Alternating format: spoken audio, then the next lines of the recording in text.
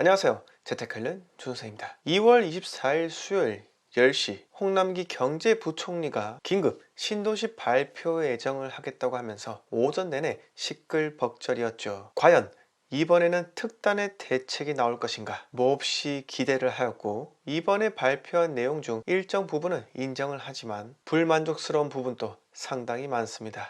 이번에 발표한 내용을 간략히 말씀드리기 전에 여러분들이 본 대책에 대해 명확하게 이해하기 위해서는 제목부터 인지하고 가셔야 합니다. 다들 보셨다시피 이번 대책의 타이틀은 대도시권 주택 공급 확대를 위한 신규 공공택지 추진 계획, 초단기적 아파트 공급 물량 대책이 아니라 중장기적 택지 조성 계획이라는 점, 이 점을 중점적으로 봐야 합니다. 대책에서 언급하였듯이 이번에 발표한 신규 공공택지는 25년부터 순차적으로 입주자 모집, 즉 분양을 시작한다고 합니다. 택지 개발을 하려면 여러 가지 단계가 있지만 주민 공람, 전략 환경 영향 평가, 중앙도시계획위원회 심의를 거쳐 22년 상반기가 돼서야 지구 지정이 완료되고 소유자에게 보상금을 지급한 뒤 건설사 택지 입찰을 진행하겠죠. 그래서 계획대로 착착 움직인다면 25년도가 돼서야 입주자 모집 공고를 할 수 있게 되는 겁니다. 이번 1차 발표에서는 수도권에서는 6번째 3기 신도시로 면적 1271만 제곱미터에 7만호 공급하는 광명 시흥 지구를 발표하였고, 지방에서는 부산 대저 광주 산정을 발표를 하였죠. 광명을 우선 말씀드리면 3기 신도시 중 면적이 가장 넓고 서울 서남권역 양천구, 구로구, 금천구와 바로 인접하기 때문에 역대 3기 신도시 중 가장 좋은 위치라 보입니다. 광명 시흥 지구만 잘 완성시킬 수 있다면 거의 분당 신도시급의 효과를 볼 수 있다고 생각하고요. 지리적으로 주요 거점 도시 사이에 낀 샌드위치 형태라 인천, 부천, 안양에서도 유입이 많이 일어날 것으로 생각이 듭니다. 지난번에도 말씀드렸지만 경기도에서 진행하는 공공택지상의 주택 분양 시 서울과 인천 거주자의 포션을 상당히 낮추었습니다. 전체 물량의 50% 이하가 서울과 인천 거주자에게 돌아가기 때문에 서울 집값 잡는 데 한계가 있다는 점, 두 번째는 2월 19일부터 모집 공고하는 신축 아파트 단지의 전월세 금지, 이 두 가지가 있기 때문에 기존에 생각했던 효과보다는 낮을 거라 생각이 들고요. 저는 3기 신도시 당첨자에게 전매 제한 기간을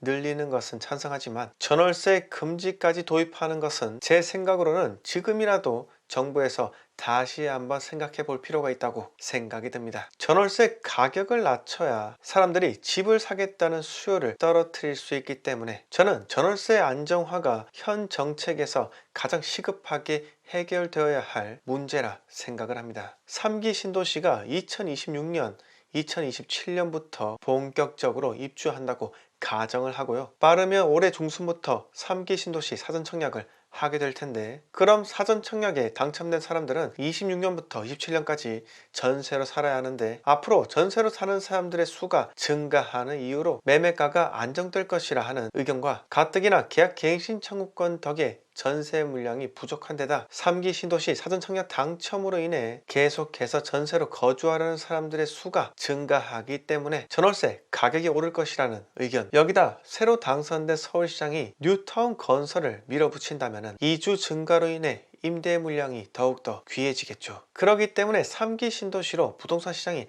안정화될 것이라고 이야기를 하지만 향후 몇 년간은 매우 불안한 격동의 시대를 맞이하게 될 것이라는 게 제 생각입니다. 그런데 어느 정도 진통이 있어야 가격이 안정될 수 있기에 지금보다 더 빠르게 안정시키기 위해서는 전월세 금지법 이런 거는 없애야 한다고 생각합니다. 광명 시흥 지구 이야기를 드리면서 결국은 3기 신도시가 실제로 입주하기 전까지 계속해서 불안할 가능성이 높다는 것을 말씀드리고요. 이번 정부 대책에서 제가 칭찬할 만한 점은 광명 시흥 지구의 입지입니다. 맨날 욕하다가 이제는 칭찬하냐며, 정치 노선 갈아탔냐며 욕하실 수도 있는데 그런 게 어디 있겠습니까? 칭찬할 점은 칭찬하고 잘못된 점은 꼬집어주고, 그게 투표권을 가진 국민의 의무라 생각을 합니다. 광명 시흥은 서울 여의도에서 12km 거리, 서울시 경계에서 최단 거리로 1km로 서울 주택 수요까지 흡수 가능하다는 것이 정부의 생각이고요. 당연히 일정 부분은 흡수가 가능할 것입니다. 하지만 얼마큼 빠르게 인프라를 확충하느냐, 그 여부에 따라 서울 거주자들을 그들의 인서울 생활권을 버리고 유입시킬 수 있을 겁니다. 교통 부분을 보면 1, 2, 7호선, 현재 건설 계획 중인 신안산선, GTX-B, 예타 중인 제2경인선 등을 연결하는 철도 교통망을 구축한다고 합니다. 그런데 GTX-B와 광명 시흥지구가 바로 연결된다는 의미가 아니라 예타 중인 제2경인선이랑 연결될 수 있다는 의미이니 이 점 꼭 알아두셔야 합니다. 다음으로 부산 대저지구입니다. 위치는 부산광역시 강서구 대저 일원이고요. 240만 제곱미터의 1.8만 호를 공급할 예정이라고 합니다. 해당 지구에는 연구개발 특구와 융복합 자족시설 이런 것들이 들어선다고 하는데요. 저는 이런 특구들은 싹 다 차치하고 가장 중점적으로 봐야 할 부분이 바로 18,000호라는 공급 물량입니다. 제가 이전에 부산 폭락이라는 영상을 올렸다고 해서 지금 당장 부산 아파트를 팔아야 할까요? 라는 질문을 매우 많이 받았습니다. 그 당시 그 영상에서 제가 분명하게 경고한 점은 지금 당장 폭락할 것이니 팔아야 한다 라는 의미가 아니었습니다. 향후 3년간 부산에 공급될 엄청난 입주 물량 6만 세대와 그리고 외곽 신도시 에코 델타시티 3만 세대, 이렇게 앞으로 입주 물량이 상당히 증가할 것으로 예상이 되는 부산 부동산은 2월 24일 발표된 부산 강서구 대저지구의 18,000세대 계획까지 나오면서 현재 부산의 전세가가 매매가 상승을 전혀 받쳐주지 못하고 있는 관계로 지난 영상에서 제가 지금 부산 투자는 아니다 라는 점을 강조했던 겁니다. 부산에 찾아오는 막대한 입주 물량은 먼저 전세 하향 안정화를 가져다 줄 것이고요. 입지가 약하고 재건축 연한이 되려면 제법 남은 용적률이 높은 구축의 경우 가장 취약하다고 생각이 듭니다. 해, 수, 동남은 안전해요. 이렇게 무조건적인 상승만 바라시는 분들도 제법 있습니다. 그런데 지방은 상승과 하락 사이클이 매우 짧다는 이야기를 드린 적이 있습니다. 부산이 인구 340만이라 할지라도 투자적 관점에서 바라본다면 투자할 곳이 매우 한정되어 있는 매우 좁은 부동산 시장입니다. 그러니 상승할 때는 강력하지만 침체될 때는 빠르게 매수 심리가 식어버리는 지방 도시 중 한 곳이라는 거죠. 부디 거주하기 좋은 곳과 투자하기 좋은 곳이 항상 일치한다고 생각하지 마셨으면 합니다. 투자와 거주를 분리해서 바라보셔야 합니다. 마지막으로 한마디 드리겠습니다. 저는 명지에 대해 부정적으로 말씀드린 적이 있습니다. 유튜브 특성상 채널을 성장시키기 위해서는 부득이하게 자극적으로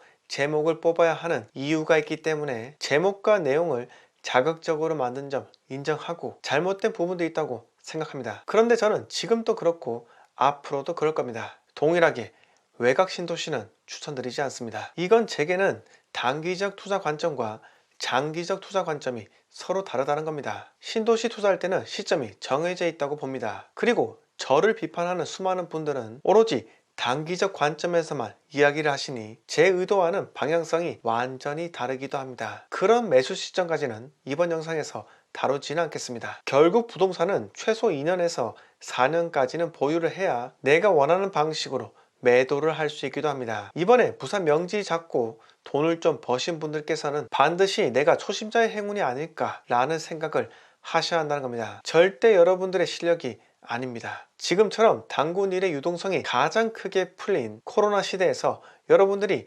2020년에 매수를 했고 그게 크게 올랐다고 해서 그건 여러분들의 실력이 절대 아니며 그냥 운이 좋아 시대에 잘 편승했다는 겁니다. 이 부분은 저도 마찬가지라 생각합니다. 늘 사람은 겸손해야 한다는 거죠. 투자는 리스크를 안고 가는 것이기 때문에 늘 도심의 투자를 해야 한다는 겁니다. 제 영상에는 주선생 말 안 듣고 명지 사서 돈 벌었어요 이 구라쟁이, 이런 저급한 댓글도 달리는데 그럴 때마다 저는 부산 도심은 얼마나 올랐는지 한번 보세요 늘 일관적인 댓글을 답니다. 그러니 어떤 분께서는 도심 투자는 돈이 많이 들어가는 관계로 내가 그 당시 자금이 그것밖에 되지 않았기 때문에 명지를 샀는데 실제로 명지만큼 수익률을 가져다 준 것이 어디 있냐 이렇게 제게 따지시는 분도 계십니다. 어떻게 보면은 그분의 이야기가 맞기도 합니다. 결국 내가 적은 투자금으로 내 판단에 의거해서 투자해서 돈 많이 벌었으니 결과론적으로 주선생이 잘못된 것이다. 물론 수익을 많이 창출하셨으니 그분이 하는 말은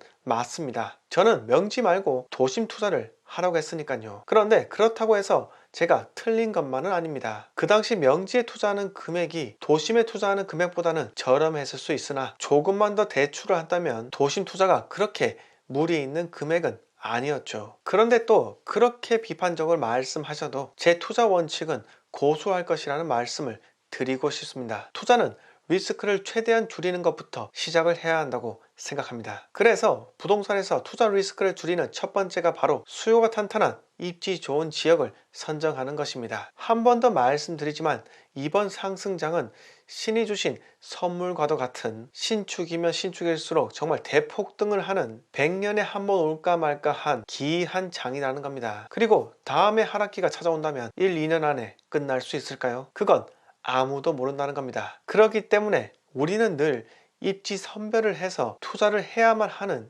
이유이고요. 투자에 임하는 마음가짐은 늘 겸손해야 한다는 겁니다. 이번에 내가 벌었다고 해서 앞으로 영원히 내가 벌 수 있다는 말은 아닙니다. 어쩌면 지금보다 더 말도 안 되는 정책으로 인해 영원히 벌지 못하는 시대가 올 수도 있습니다. 그러니 늘 리스크를 줄이고 겸손의 미덕을 가지시기 바랍니다. 제가 이렇게 말했다고 해서 그분이 잘못한 것은 없습니다. 투자를 잘하신 점 인정을 하고요. 앞으로도 계속해서 성공하셨으면 합니다. 오늘 이야기 여기서 모두 마치겠습니다. 영상 마음에 드셨으면 구독과 좋아요 부탁드립니다.